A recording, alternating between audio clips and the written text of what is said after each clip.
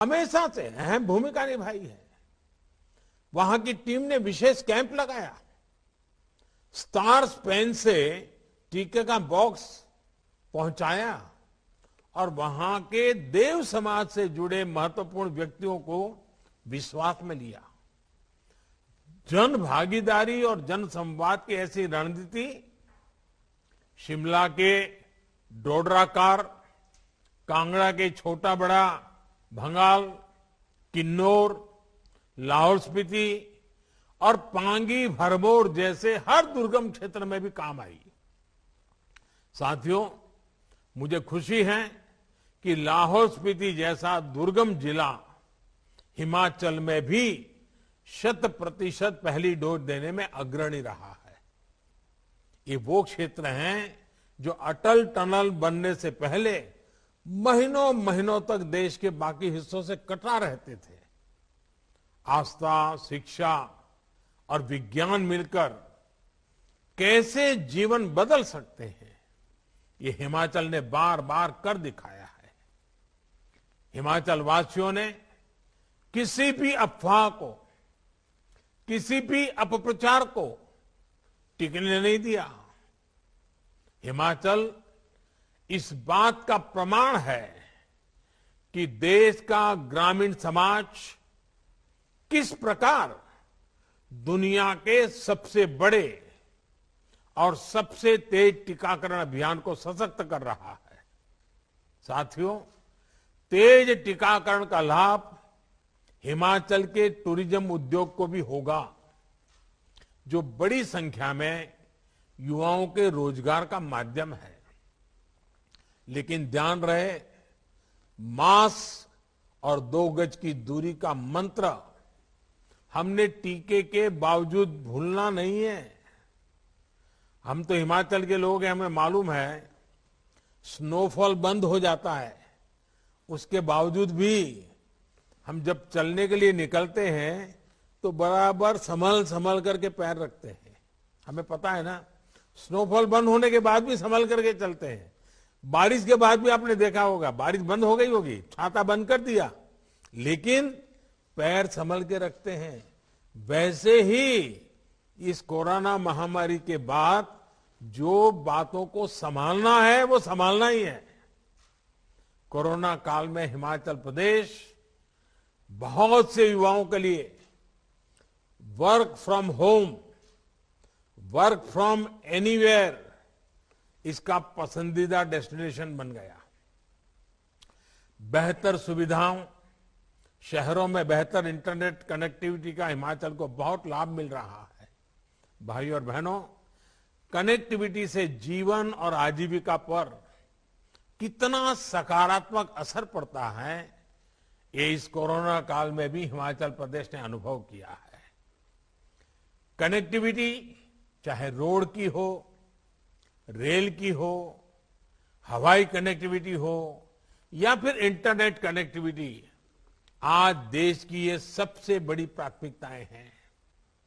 प्रधानमंत्री ग्रामीण सड़क योजना के तहत आज 8-10 घरों वाली बस्तियां भी सड़कों से जुड़ रही है।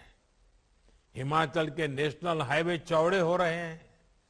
ऐसी ही सशक्त होती कनेक्टिविटी का सीधा लाभ पर्यटन को भी मिल रहा है।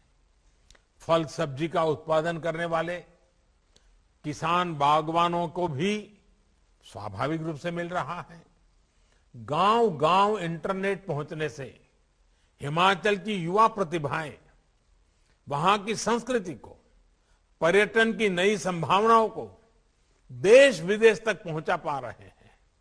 भाई और बहनों, आधुनिक टेक्नोलॉजी का, डिजिटल टेक्नोलॉजी का ये लाभ हिमाचल को आने वाले समय में और अधिक होने वाला है।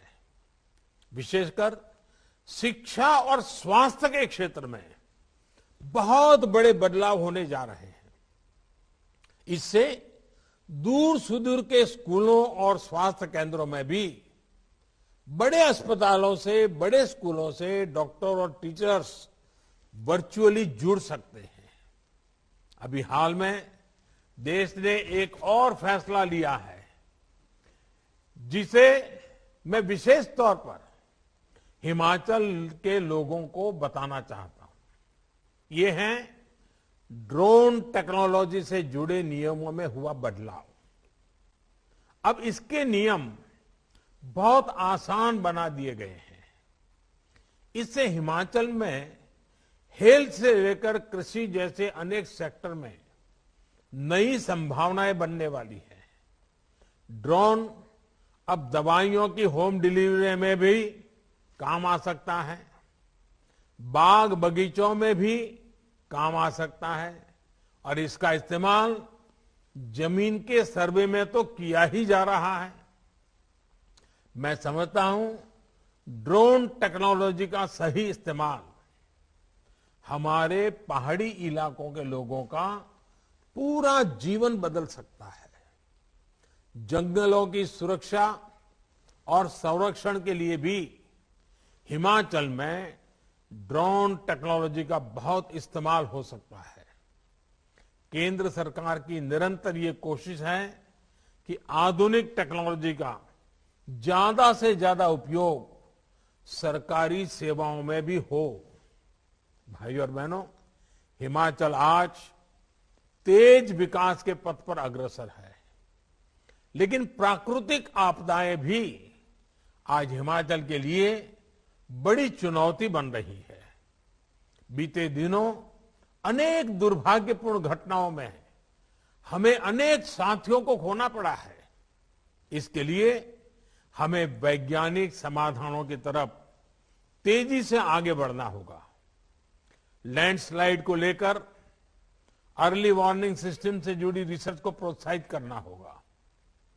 यही नहीं, पहाड़ी क्षेत्रों की जरूरतों को देखते हुए कंस्ट्रक्शन से जुड़ी टेक्नोलॉजी में भी नए इनोवेशंस के लिए अपने युवाओं को हमें प्रेरित करते रहना है।